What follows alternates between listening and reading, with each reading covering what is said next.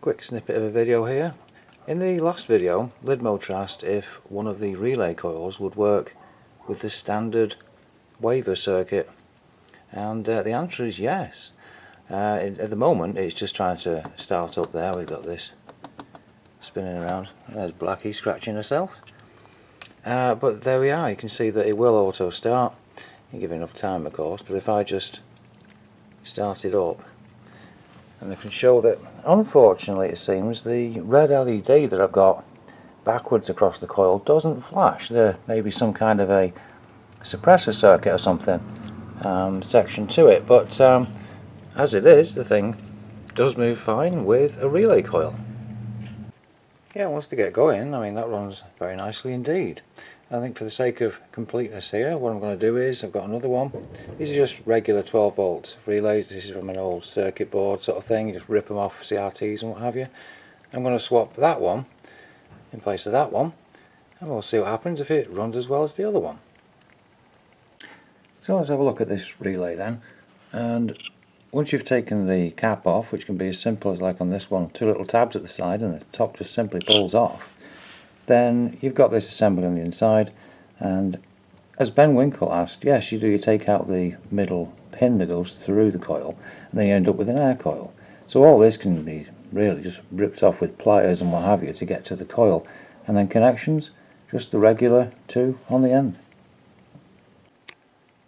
Well, guess who broke the winding? Anyway, got some glue on it now, but I thought no, I won't do it that way. So I went into the shed and I got this one, and this is from a monitor, presumably from late 90s. And there, you know, all this dust, that black thing, is another relay, so I'm going to use that one instead. And here it is desoldered.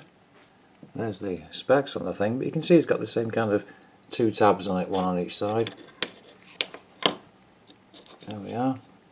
And always on these, the straight legs on the left hand side where the coil are, as opposed to the staggered ones on the right hand side.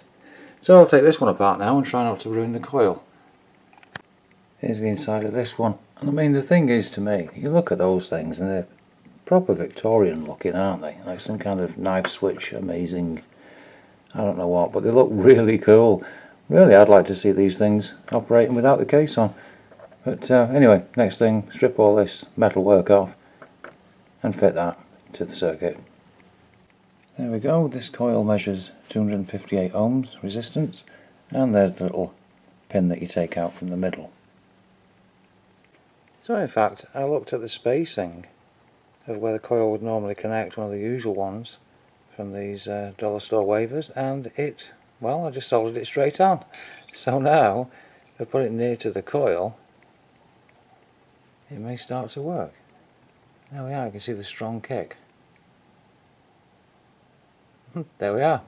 So yes, these do work. They work fine. I say this one's about 250 ohms, and it works great on these. Okay, thanks for watching.